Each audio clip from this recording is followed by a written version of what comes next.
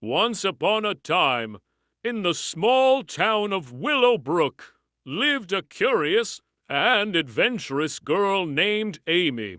Amy loved exploring, and she carried her favorite yo-yo with her wherever she went.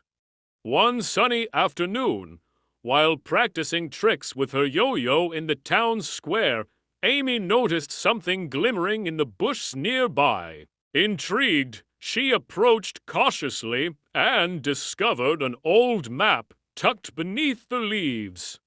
The map depicted a series of winding paths leading to an X marked deep within the nearby forest.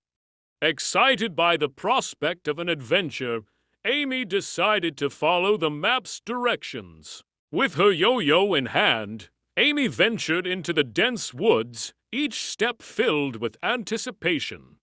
As she trekked deeper into the forest, encountering obstacles like fallen trees and tricky terrain, Amy's determination never wavered.